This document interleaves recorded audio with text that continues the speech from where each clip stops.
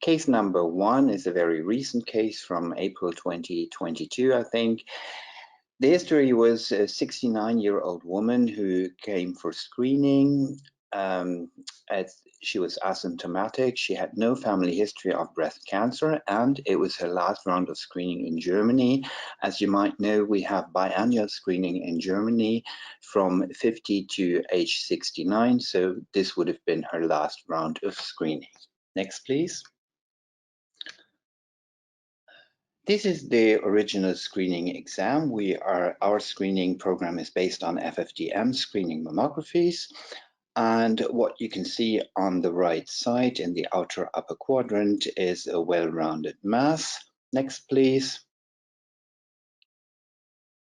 This mass was also found by the detection algorithm.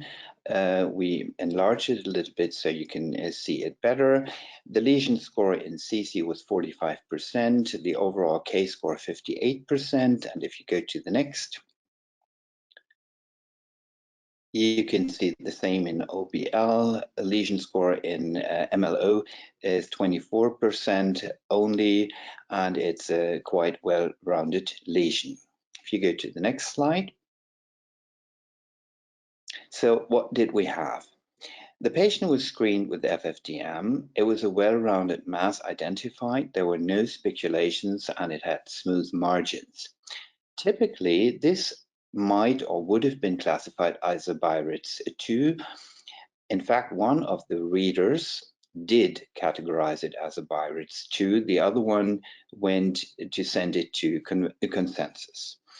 The K-scores were moderate and she had a low breast density, but we did have the risk score at hand, and that was a high risk score. So in consensus conference, we adjusted our plan and decided to recall her for a DBT. Next, please. We did the DBT imaging. Again, you see the CC projection, and the lesion was found again with a 50% score.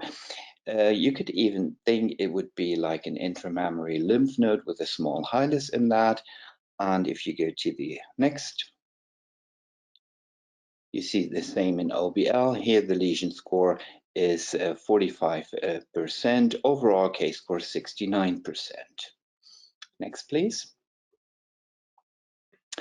So in the end, after our plan was adjusted based on DBT, we had slightly higher lesion scores in DBT, 50 and 45%, and the K-score was 69%.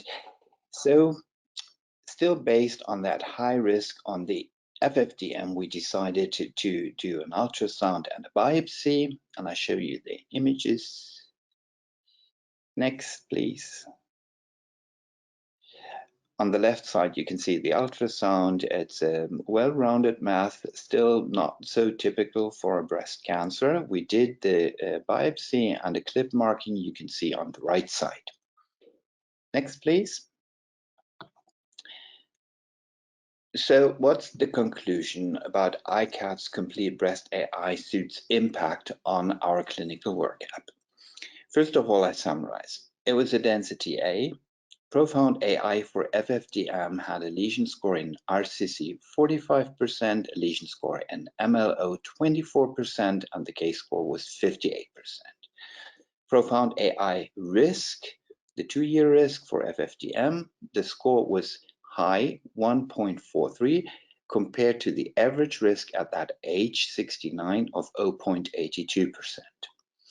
Profound AI for DBT showed a lesion score in RCC of 50%, a lesion score of in MLO 45%, the K-score was 69%, so altogether again moderate. And the pathology finally from the biopsy revealed a 6.7 millimeter grade 1 mucinous cancer, which was ER and PR positive, HER2 negative, and had a Ki-67 of 5%. So what's the conclusion? Profound AI risk score led us to recall the woman despite fairly low lesion scores and overall moderate K-scores. Even in DBT, lesion scores and K-score were moderate. Without iCAD's breast AI suite, This case would have been classified as Byret's 2, as I said before, one of the readers even did so. If we had not used the complete breast AI suite as a decision aid for recall and biopsy after imaging, this cancer could have been misinterpreted as a benign lesion. And given this could have been this 69-year-old woman's last round of regular screening, this cancer may not have been detected until clinically evident.